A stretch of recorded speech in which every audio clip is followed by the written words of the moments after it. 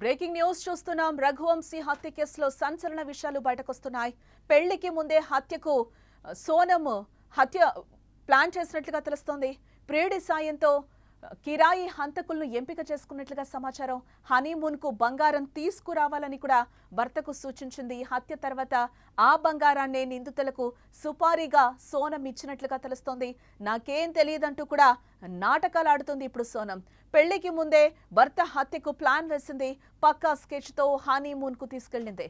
Darling మెడలో బంగారం వేసుకో బాగుంటుంది అంటూ ప్రేమ వలకపోసింది. ఆ క్షణం తెలియదు ఆ బంగారాన్ని సుపారీగా తనను హత్య చేయిస్తుందని. కొత్తగా పెళ్లై క్షణంలో తనపై భార్య చూపిస్తున్న ప్రేమను చూసి పొంగిపోయిన రఘువంశీ భార్య చెప్పినట్టే డైమండ్ ఉంగరం, బంగారు చైను, బ్రేస్లెట్ ధరించాడు.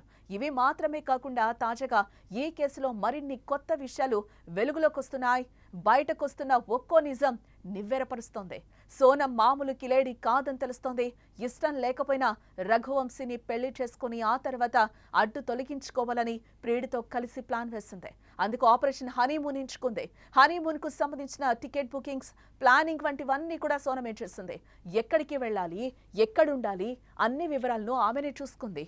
అన్నీ చేసిన ఆమె రిటర్న్ టికెట్లు మాత్రం బుక్ చేయలేదు. ఇదంతా సోనంతో పాటు ఆమె ప్రియుడు రాజ్ కుష్వాహా వేసిన ప్లాన్. పక్కా మాస్టర్ స్కెచ్తో మే 11వ తేదీన వివాహం జరగ్గా 20వ తేదీన వీరిద్దరూ హనీమూన్ కోసం మేఘాలయకు భర్తను తీసుకెళ్లింది. 2-3 రోజులు బాగానే భర్తతో తిరిగింది. ఇక అప్పటికే వారున్న ప్లేస్కి వచ్చేసిన సుపారీ గ్యాంగ్ రఘువంశీని చంపేసింది. 22వ తేదీ నుంచి వారు కనిపించకుండా పోగా 11 రోజుల తర్వాత రఘువంశీ మృతదేహం లభ్యమైంది. రఘువంశీ మృతదేహం లభ్యమైన రోజుల వ్యవధిలోనే సోనం ప్రత్యక్షమై కొత్త నాటకానికి తెరలేపింది.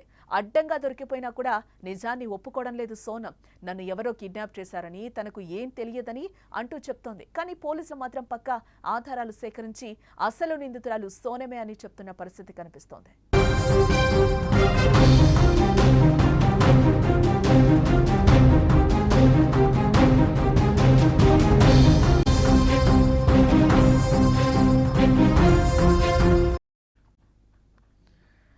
సోనం మేఘాలయ పర్యటనలో ఆమె లొకేషన్ను నిరంతరం కూడా రాజ్కి పంపించినట్టుగా స్పష్టమైన ఆధారాలు కూడా ఉన్నాయని పోలీసులు చెప్తున్న పరిస్థితి కనిపిస్తోంది. రాజ్ ఇండోర్లో ఉన్నప్పటికీ మరో 3 నిందితులు రైల్లో అసోం వెళ్లినట్లుగా పోలీసులు అనుమానిస్తున్నారు.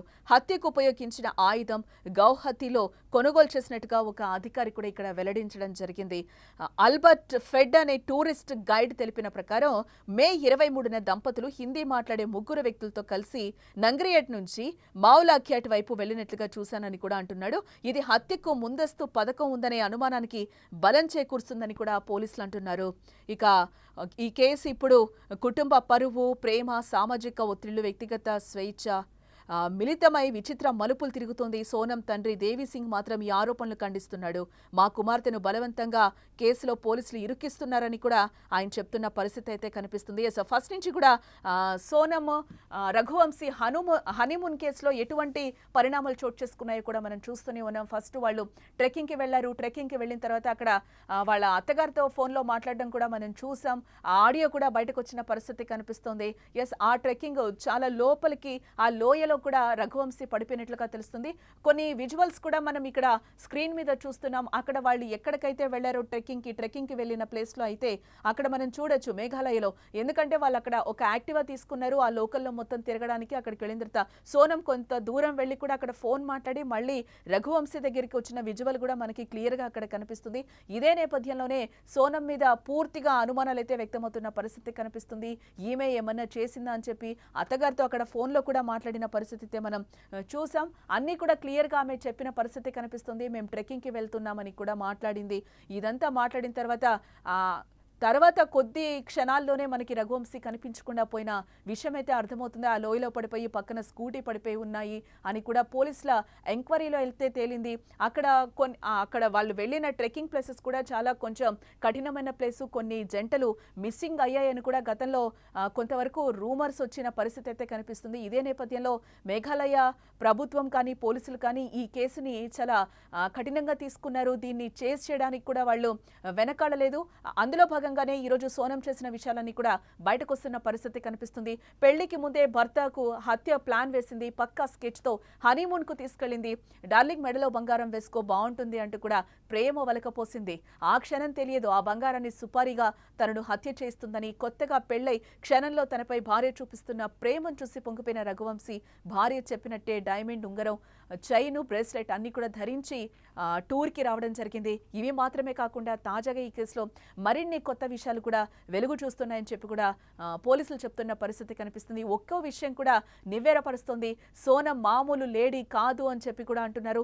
ఇష్టం లేకపోయినా కూడా రఘువంశీని పెళ్లి చేసుకుని తర్వాత అడ్డం తొలగించుకోవాలని ప్రియుడితో కలిసి ప్లాన్ వేసినట్లుగా తెలుస్తుంది. అందుకు ఆపరేషన్ హనీమూన్ కూడా ఎంచుకుంది. ఇదే నేపథ్యంలో తండ్రి కూడా సోనంని ఇరికించే, నా కూతుర్ని ఇరికించే ప్రయత్నం చేస్తున్నారని చెప్పి కూడా ఇవన్నీ కొట్టిపరేస్తున్న పరిస్థితి కనిపిస్తుంది. ఇంకా సోనం, రఘువంశీ హనీమూన్ ట్రిప్పుకు సంబంధించి కూడా ఎలాంటి విషయాలు బయటకు వస్తాయో అనేది కూడా తేలాల్సిన విషయం.